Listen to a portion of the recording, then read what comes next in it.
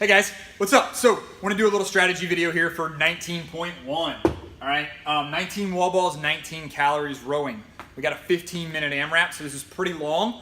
If you did the 30-minute plus workout yesterday, then you should be good and ready to go for this. All right, we're warmed up on wall balls. A couple things I want to talk about that you're going to need to look for and kind of have a plan in mind going into the night or whenever you're going to do this workout. I know some of you have already done it, so this video's a little late, but we'll try and get them as we can. I'm going to try to do this all in one take, so bear with me if I screw up a little bit here. We're just going to roll with it and see what happens.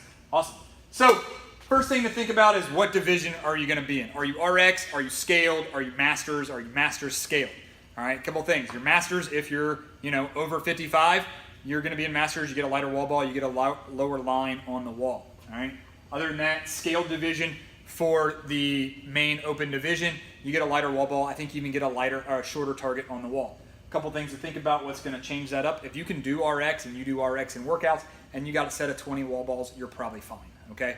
If it's something that a set of 19 wall balls is like the largest number you could possibly ever imagine doing in one set, maybe we drop down into scaled, so that way we're doing multiple rounds and getting through those wall balls a little easier. All right, that's where we kind of roll into this. How good am I at wall balls or rowing? Right. Let's do a self-assessment here. Let's figure out where we're at. This 15 minutes doesn't need to be just watching you do wall balls for 1 round, 2 rounds, and dying and dying and dying. I'd rather see you guys get a good workout in, still push yourself, but get going into that 4, 5, 6 round range on this workout, and really get into the suck of it. Okay. So this is a big question on this workout as far as your strategy goes, is how good are you at doing these two movements, right? Wall balls and rowing. That's going to determine your pace, all right? If you're, me personally, 19 wall balls, no big deal. I can do sets of 20 wall balls all day long, okay? Some of you guys might be like, a set of 20 wall balls it's not happening, all right? So then we got to think about where that pace lies. So play that out in your head, figure out where you should be, and that's going to determine kind of where you want to be. For me personally, guys, I'm thinking every minute on the minute I'm trying to get through a set of wall balls, next minute I'm trying to get through the rower, next minute I'm trying to get through the wall balls, and so on and so forth, right? So I'm kind of gauging my pace throughout the workout, kind of working it backwards, knowing it's, hey, I want 7.5 rounds, I work that back, I got a minute per each movement, going forward and doing that sort of thing. That might not be where you're at. You might be 1.5 minutes on each movement. Wall balls, on a good clip, good pace, 35 to 45 seconds should get you through a set of 19 wall balls, all right? You can probably even get through in 45 seconds if you break one time, okay? Maybe at 11 reps, you drop the ball, you shake it out real quick, pick it right back up and go. If you walk away from the wall, if you sit on the ground, if you go get a snack and a towel and a cup of coffee, you're not gonna finish in 45 seconds, all right? So work through that a little faster, get through that. There's only 15 minutes of a workout. Stay with that, all right? Get through the wall balls. That's where it's gonna slow you down. The rower's where you're gonna catch your breath, all right?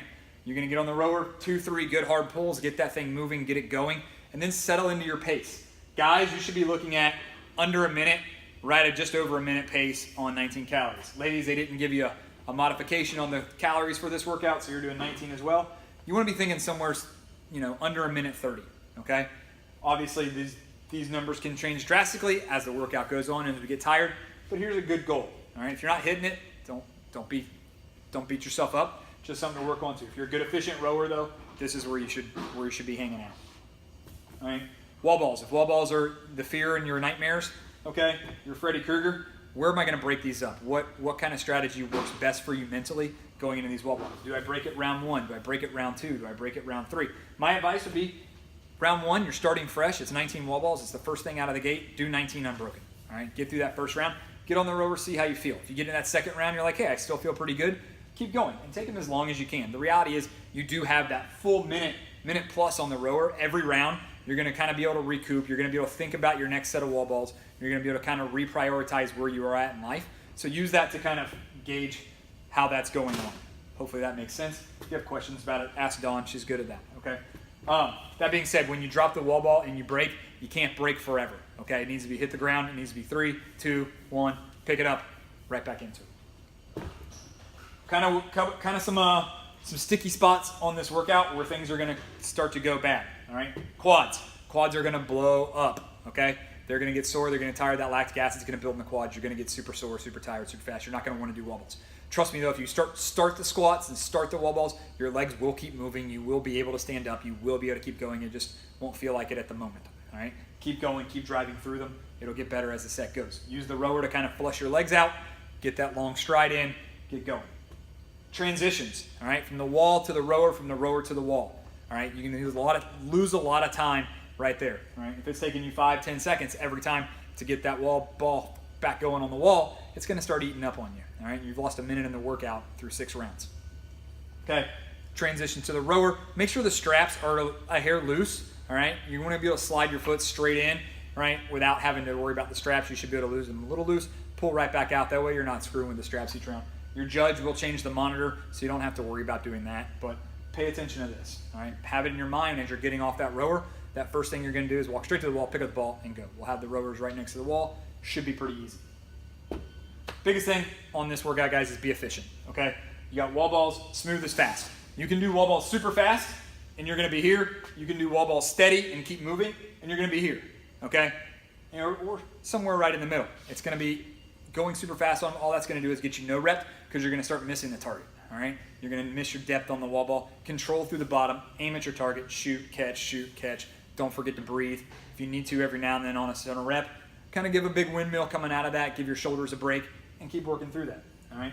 It's going to be efficient. On the rower, pay attention to your damper, all right? Do you row at a 10? Do you row at a 5? Do you row at a 1? All right, for calories on rowing, I would recommend probably above a 5, probably somewhere in that 6 setting. I think 10's overcooking it. Watch Graham do it this morning. Graham went at a 10 on the rower. By round 4, his wall balls were starting to suffer, okay, because he was dying. His legs were burning. It was a lot of effort to keep going on the rower. Instead of it being total recovery, every pull was super hard, and it was pulling through. So I would not do a 10 unless you're totally used to it and that's totally your jam, then prove me wrong, okay? Look at your calories per hour. Guys, you're going to want something in that 1,200-1,300 range. If you can maintain that, the longer you can maintain that, that's going to get you that stroke per pull, right? We're getting our calorie per pull. Every time we get a stroke, we get a calorie. Somewhere to think in there. Ladies, you're somewhere right around 1,000. If you can hold 1,000, 950, somewhere in there, life's pretty good. Also pay attention to your stroke rate. If your stroke rate is 60 strokes per minute, you're dying, you're killing yourself, you're not getting recovery. For this workout, you should be living somewhere under 30 strokes per calories, 25, 26, 24, somewhere in that range where you're catching your breath, still getting through that motion, still going through that. If you're not sure what your stroke rate is, it's that bottom left number on the rower that you look at and you have no idea what it ever is and you didn't know what it was for. That's one of the most important numbers on there. Pay attention to that and work through that. Hopefully that gives you guys some kind of idea where you're gonna be, how you're gonna focus on this workout, and where your intensity is gonna lie. Okay. Big question is, what are you good at? All right. Self-assessment. Know where you're gonna push hard. Know where you're gonna rest. Okay. Finally, for a warm-up, biggest thing on this is gonna be get sweaty. Get that heart rate up. Let it cool back down. Get it up. Get it back down. Get it up. Get it back down. All right. That might be jump on a ski erg, do 30 seconds fast, rest for a minute or two, 30 seconds fast, rest for a minute or two, 30 seconds fast. Might be run a couple 400s. Get it kind of going fast, get that heart rate up, let it calm back down, get it back up again, let it calm back down. That way when you get started on that workout, that first set of wall balls, your heart rate doesn't shoot through the roof and you can't catch your breath for the next 8 minutes, okay? We want to be able to cruise into that workout and get going. It's not super complicated. I mean, we're doing wall balls and rowing. Let's not overthink this, all right? Squat mobility. I know for a lot of you guys and gals, depth is the issue. Get some wall squats going on. Get some pigeon stretch going on. Have your partner, buddy, stretch you out, all right? Get down on the ground, get into your squat, hold a squat hold. Figure out every different thing you can do to really get that hip crease below the knee. Get down in that squat and be ready to move. All right, this is where you're going to get no rep today. All right, you will have a judge. Your judge is going to be standing there doing this, watching your reps. All right, you're not low enough on the rep, they're going to call you on it. All right, so really work on that. Gear, finally, some of you guys like this. I'm a gear guy. So knee wraps. If you like knee wraps for squatting, I would wear your knee wraps. They're not going to slow you down. They're not going to hinder you on this on the row, so you should be fine. Wear your knee wraps. Wrist wraps, I don't think you need them. Maybe a sweatband so you keep some sweat off your hands. All right. And lifters, if you got a terrible squat, wear your lifters. $100 shoes, 10-cent squat. Okay. So work on that. It'll help your ankles. It'll help keep you more upright. It'll help keep you in the bottom of that squat a little better. So if that's where you need to be, do it. You can row in them. You can be fine. Just make sure you got your foot straps adjusted on the rower. Other than that, I think that's about it. Any questions, comments, concerns, throw them in the comments. Hope you guys like the video. Peace.